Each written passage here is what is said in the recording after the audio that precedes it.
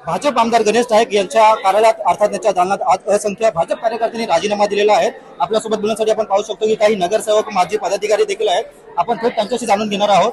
दादा डिव्हिजन मध्ये आपले स्वागत आहे। आपण आज राजीनामा दिलेला आहे असंख्य कार्यकर्त्यांनी, काय सांगाल? आज लोकसभेच्या अनुषंगाने पुढील कामकाजाकरिता नाईक साहेबांनी संदीप नाईक साहेबांच्या नेतृत्वात मीटिंग लावली होती। जिल्हाध्यक्ष आणि आदरणीय गणेश नाईक साहेबांचा निर्णय कुठेतरी आम्हाला चुकीचा वाटला। पक्षासोबत घेतलेला निर्णय योग्य असं त्यांचं म्हणणं होतं, परंतु दिलेला उमेदवार हा कसा चुकीचा आहे आम्हाला सगळ्यांना माहिती आहे, जनतेला माहिती आहे।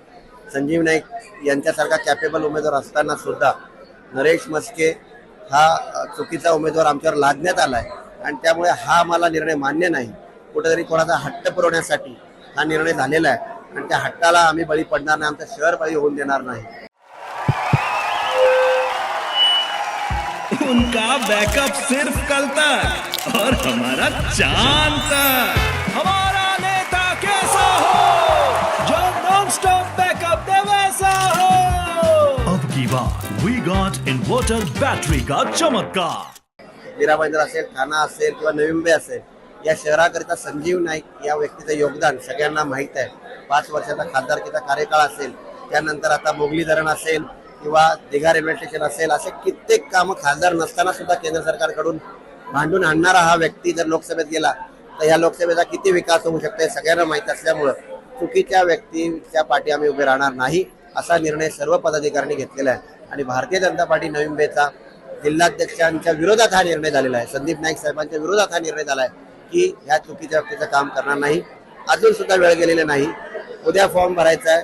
पक्ष नेतृत्वाने आज आपल्या निर्णयाला पुन्हा चेंज करावं, संजीव नाईक साहेबांचे नेतृत्व इथे लोकसभेसाठी विनिंग कॅन्डिडेट म्हणून डिक्लेअर करावं। आम्ही सगळे कार्यकर्ते दिवस रात्र काम करून लोक तयार आहेत विनिंग कॅन्डिडेट। संजीव नाईक यांची उमेदवारी घोषित केल्यावर फक्त विनिंग डेट शोधायची आहे।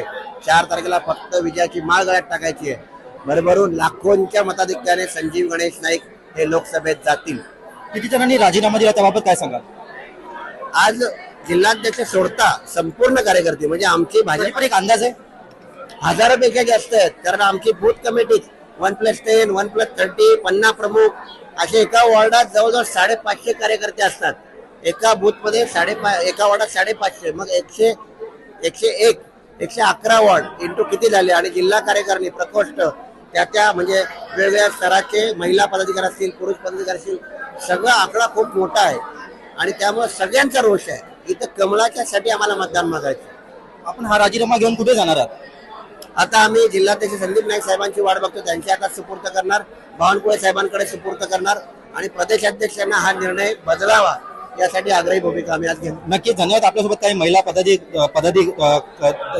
देखील आहेत। आपण देखील आज राजीनामा दिला आहे, कशासाठी राजीनामा देत आहे? भाइयों बहनों, उनके राज में पावर रहे अनस्टेबल और हम रखे सब स्मूथ और स्टेबल। हमारा नेता कैसा हो जो स्टेबल पावर दे वैसा हो। अब की बार वी गॉट एसी स्टेबलाइजर का चमत्कार। ऍक्च्युली काय झालेलं आहे की आम्हाला एवढे दिवस सांगण्यात आलं की संजीव नाईक साहेबांना उमेदवारी भाजपतर्फे देण्यात येणार आहे आणि अचानक काल डिक्लेअर झालं की नरेश म्हस्के साहेबांना उमेदवारी देण्यात येत आहे।